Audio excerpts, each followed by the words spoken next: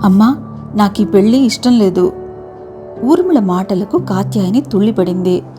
మంచి కుటుంబం, అబ్బాయి చూడ్డానికి బాగున్నాడు, బాగా చదువుకున్నాడు, అలాగే మంచి సంపాదన కూడా. పిల్లనిచ్చుకునే తల్లిదండ్రులు ఇంతకన్నా కోరుకునేది ఏముంటుంది? మంచి రోజు చూసి రేపో మాపో ముహూర్తాలు పెట్టుకుందామని అనుకుంటున్న తరుణంలో ఇదేమిటి ఇలాగంటుంది? ఎలా చూసినా తమ స్థాయికి మించిన సంబంధం ఇది. ఏ కారణంగా కూతురిలా సాహసించి మాట్లాడుతోందో కాత్యాయనికి కొరుకుడు పడటం లేదు. 3 ఏళ్లుగా రకరకాల సంబంధాలొచ్చాయి. సరిజోడు కాదనో, పద్ధతైన మనుషుల్లా లేరనో, ఆర్థికంగా సరితూగలేమనో ఏవేవో కారణాలు. ఏ ఒక్కటి ముడిపడలేదు. పెళ్లి ఆలస్యమవుతున్న కొద్దీ వయసు మీరిపోతుందేమోనన్న భయం. తమ కాలంలో పిల్లలు ఒకరినొకరు ఇష్టపడుతున్నారా లేదా అన్నంతవరకే చూసేవాళ్లు తప్ప మిగతా విషయాలన్నీ పెద్దలే మాట్లాడుకుని ఖాయపరుచుకునేవాళ్ళు. ఇప్పటి పరిస్థితి అలా లేదు. పెద్దల ఇష్టాయిష్టాలు నామమాత్రంగా ఉంటున్నాయి. ఎందుకు ఇష్టం లేదు అడిగింది కాత్యాయిని. సమాధానం రాలేదు. మరోసారి రెట్టించింది కూతుర్ని. ఈ కాలం పిల్లలకి మేం చెప్పలేం తల్లి, ఆ చెప్పేదేంటో మీ నాన్నగారికే చెప్పుకో అంటూ చివాల్న గదిలోంచి వెళ్ళిపోయింది కాత్యాయిని. పెళ్లి వేడుకల్లో ఇచ్చిపుచ్చుకోవటాల వంటి ఆర్థిక సంబంధ విషయాల్లో పిల్లలకి ప్రమేయం లేనట్లు పెద్దలు వ్యవహరించడం సబబేనా? కట్న కానుకల గురించి మాకేం డిమాండ్లు లేవు. అబ్బాయికి లక్షల్లో జీతం వస్తుంది. మాకున్నది ఒక్కగానొక్కడు. బంధుమిత్రులదంతా పెద్ద బలగమే ఉంది. అతిథి మర్యాదలకు లోటు రాకుండా చూసుకుంటే చాలు అన్న మగపెళ్లి వారి మాటలు తన దాకా చేరాయి. ఆ మాటలు వాళ్లంటే తమ వాళ్లకు మరింత గౌరవాన్ని కలిగించినట్లు ఊర్మిళ గ్రహించింది. ఊర్మిళకిద్దామనుకున్న ఫ్లాట్ అమ్మితే 60 లక్షల దాకా వస్తుంది. వాళ్ళెటూ కట్నాలు అడగడం లేదు కదా. వచ్చిన డబ్బుతో ఘనంగా పెళ్లి జరిపించేసి మిగిలిందేదో బంగారం కొని పిల్ల ఒంటి మీద పెడితే సరిపోతుంది అంటూ సులువుగా సమస్యను తేల్చేశాడు తండ్రి. ఆ ప్రస్తావన వింటూనే తన మనస్సులో ఒక్కసారిగా రేణుకక్క మెదిలింది. పెద్దమ్మ కూతురు రేణుక అంటే ఊర్మిళకు ఎంతో ప్రాణం. ఇద్దరి మధ్య వయసు అంతరం 7 ఏళ్లున్నా ఆ అంతరం స్నేహానికి అవరోధం కాలేదు. తోడపుట్టిన వాళ్లలా కలిసిమెలిసి ఉండేవాళ్లు. ఇద్దరి మధ్య ఎలాంటి అరమరికలు లేని ఆత్మీయ సంబంధాలు ఇప్పటికీ కొనసాగుతూనే ఉన్నాయి. ఈ పెళ్లి సంబంధం గురించి తను చెప్పగానే రేణుక చాలా ఆనందపడింది. అన్ని విధాలా తగిన సంబంధమేనంటూ మెచ్చుకుంది. అయితే ఆ రోజుల్లో మగపెళ్లివారు రేణుక సంబంధం గురించి ఎలా మాట్లాడారో ఇప్పుడు వీళ్ళు అలానే మాట్లాడుతున్నారు. ఆర్థికంగా బాగా కలిగిన కుటుంబం, కోడలు చక్కని చుక్క కావాలని కోరుకున్నట్లే రేణుక ఉండటంతో పైసా కట్నం అక్కర్లేదన్నారని, పెళ్లి మాత్రం తమ స్థాయికి తగ్గట్టు ఘనంగా జరిపించమన్నారని ఊరంతా విశేషంగా చెప్పుకున్నారు. రేణుక ఎంతో అదృష్టవంతురాలని అందరూ మురిసిపోయారు. పెదనాన్న కూడా పెళ్లి ఖర్చుకి ఏమాత్రం వెనకాడలేదు. ఊరంతా పందిరేసి రంగవల్లులద్ది ఎక్కడెక్కడి నుండో వంట వాళ్లను, వడ్డన వాళ్లను, సినీ సెట్టింగుల వాళ్లను, విద్యుత్ దీపాల వాళ్లను రప్పించి పెళ్లి అంగరంగ వైభవంగా జరిపించారు. తెలిసినంతలో ఆ రోజుల్లో అంత గొప్పగా జరిగిన పెళ్లి మరొకటి లేదన్నట్టు కథలుగా చెప్పుకున్నారు. తను అలాగే అనుకుంది. పెళ్లి ఖర్చుల కోసం రేణుకకు పసుపు కుంకాల కింద ఇద్దామనుకున్న 2 ఎకరాల మామిడి తోట అమ్మేశారు. పెళ్ళైన 2 ఏళ్ల తర్వాత పండంటి బిడ్డకు తల్లయింది రేణుక. మధ్యలో ఒకసారి బంధువుల పెళ్లిలో కలవటమే. పెళ్ళవక ముందంటే పండుగనో పేరంటమనో ఏదో వంకతో తను వెళ్ళి 2-3 రోజులుండి సరదాగా గడిపి వస్తుండేది. బారసాలని కబురు చేస్తే తల్లితో కలిసి తను వెళ్ళింది. అమ్మతనం మూర్తిభవించిన రేణుక బొద్దుగా కూడా అనిపించింది. పాలిచ్చే తల్లి పుష్టిగా ఉండాలి కదే అంటూ తన ఆకారానికి తనే నవ్వుతూ కామెంట్ చేసింది. బంగారంతో చేసిన బ్రేస్లెట్ పిల్లాడి చేతికి తగిలించి ఊర్మిళ ముద్దులాడసాగింది. ఏం ఉద్యోగం చేసి సంపాదించి తెచ్చావు ఊర్మిళ అంటూ రేణుక హాస్యమాడింది. ఈ మాత్రానికే ఉద్యోగమే చేయాలంటావేంటక్కా అనింది ఊర్మిళ.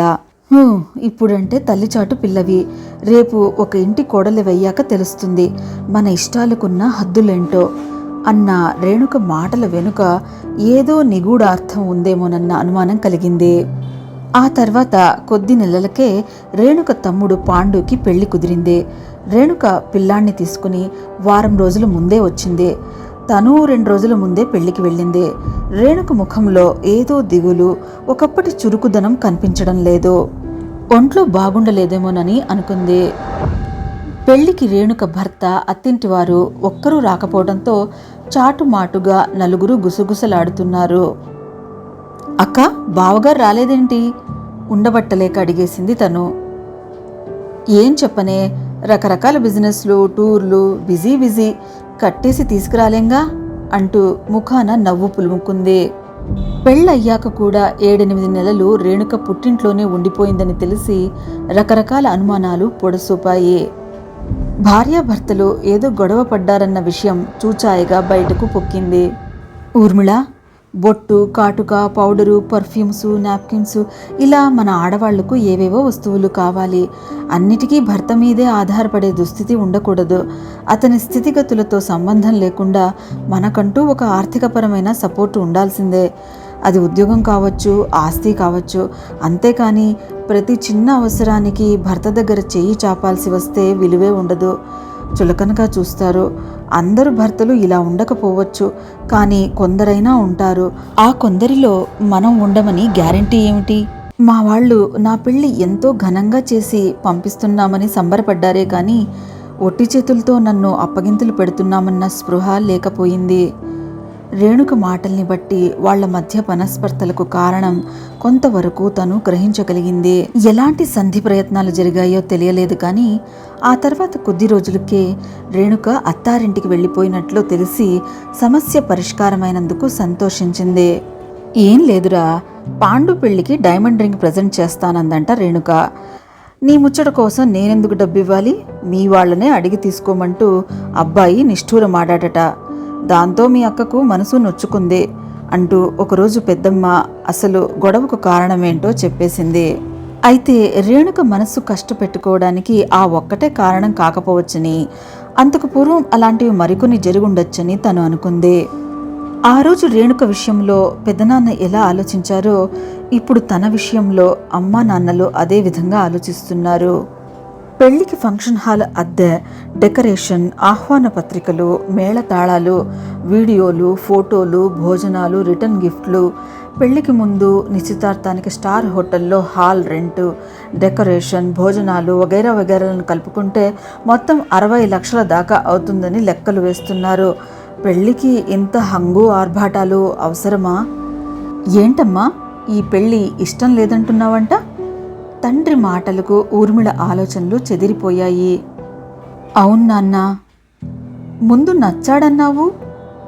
అవును, నచ్చాడనే అన్నాను. ఇంతలోనే ఏమైందమ్మా? నువ్వు సరే అన్నాకనే కదా ఖాయం చేసుకుంది. అబ్బాయి నచ్చడం వరకేనా నా ప్రమేయం? ఆ తర్వాత మీరు మాట్లాడుకున్న విషయాల్లో నా ఇష్టాలతో పని లేదా నాన్న? ఏ విషయాల్లోనమ్మా? ఆచారాలు, పెట్టుపోతలు, ఆర్థిక విషయాలు మేం పెద్దవాళ్ళం మాట్లాడుకునేవి. వాళ్ళేం కట్నాలు, కానుకల గురించి గొంతెమ్మ కోరికలు కోరలేదు కదా. కాకపోతే పెళ్లి మాత్రం గొప్పగా జరిపించమన్నారు. సానుకూలంగా మాట్లాడింది తల్లి. అవును, అందులో తప్పేముంది? పెళ్లి తమ స్థాయికి తగ్గట్టు జరగాలన్నారు, అలాగే చేస్తామన్నాం అన్నాడు తండ్రి. అంత ఘనంగా చేయడానికి అవసరమైనంత డబ్బు మన దగ్గర ఉండాలిగా నాన్న? నిజమే, లేదు. నీ పెళ్లి ఖర్చుల కోసం దాచిపెట్టింది పెళ్లి సింపుల్గా జరిపించడానికే సరిపోతుంది.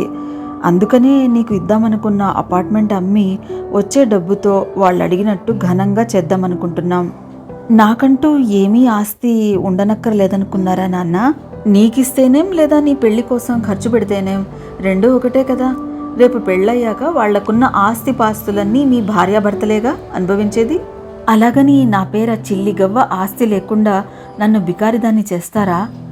అదే అపార్ట్మెంట్ నాకుంటే దాని మీద నెల నెలా వచ్చే అద్దె నా ఆదాయంగా నా అక్కరకుంటుంది. ప్రతి చిన్న అవసరానికి చెయ్యి చాచి భర్తను అడుక్కోవాల్సిన పరిస్థితి ఉండదు కదా నాన్న. మీ అమ్మ నేను నీది నాది అనుకుంటూ ఇంతకాలం బతకలేదమ్మా. వచ్చే ఆదాయానికి తగ్గట్టు ఏ లోటు లేకుండా సర్దుకుంటూ బతికాం. భార్యాభర్తల మధ్య అడుక్కోవడం అన్న భావనే సరికాదు. మీ కాలము, మీ అవసరాలు, మీ ఆలోచనలు వేరు నాన్న. నా చదువుకు తగ్గ ఉద్యోగం రానువచ్చు, రాకపోనూ వచ్చు. వచ్చినా కుటుంబ బాధ్యతల మధ్య చేయలేకపోనూ వచ్చు. ఏది ఏమైనా నాదంటూ నాకొక ఆసరా ఉండాలి. నిక్కచ్చిగా మాట్లాడింది ఊర్మిళ. అపార్ట్మెంట్ అమ్మకుండా ఆస్తిగా నీకిచ్చి పెళ్ళి కూడా ఘనంగా చేయాలంటే అప్పు చెయ్యాలి. ఈ వయసులో మేం తలకు మించిన అప్పులు చేయలేం కదా. నిజానికి ఇది మన స్థాయికి రావాల్సిన సంబంధం కాదు. నీ భవిష్యత్తు బాగుండాలనే మా ఆశంతా. కాళ్లదాకా వచ్చిన అదృష్టాన్ని కాలదనుకోవద్దు బతిమాలుతున్నట్లుగా అడిగాడు తండ్రి. అంతగా మన సంబంధాన్ని ఇష్టపడుతున్న వాళ్ళు మన స్థితిగతుల్ని కూడా చూడాలి కదా. అంగరంగ వైభవంగా పెళ్లి జరిపించాలన్న ముచ్చట వాళ్లది. ఆ ఏర్పాట్లేవో వాళ్లనే చేసుకోమనండి. అదేం మాటే, పెళ్లి చేయాల్సిన బాధ్యత ఆడపెళ్లివారిది, తల్లి కలుగజేసుకుంది. అలా అయితే మన స్థాయికి తగ్గట్టు మనం జరిపిస్తాం. అందుకు వాళ్ళు ఇష్టపడాలి. లేదంటే తమ స్థోమతకు తగ్గట్టు వాళ్లే జరిపించుకోవాలి. అంతేగాని మనం పెళ్లి ఎలా జరిపించాలో వాళ్ళు చెబితే ఎలా? ఏది ఏమైనా ఫ్లాట్ అమ్మి పెళ్లి చేయడానికి నేను ఒప్పుకోను. మా తాహతకు మించి ఘనంగా ఏర్పాట్లు చెయ్యలేమని స్పష్టంగా చెప్పేయండి. వాళ్ళు సరేనంటే ముందుకెళ్దాం, లేదంటే మనకు తగ్గ మరో సంబంధం చూసుకుందాం. ఇంతకన్నా తను చెప్పాల్సిందేం లేనట్టు ఊర్మిళ తన గదిలోకి వెళ్ళిపోయింది. కూతురి మాటలకు భార్యాభర్తలిద్దరూ ముఖాముఖాలు చూసుకుంటూ స్థాణువుల్లా నిల్చుండిపోయారు. ఈ కథను రాసిన వారు వల్లూరు శివప్రసాద్ గారు.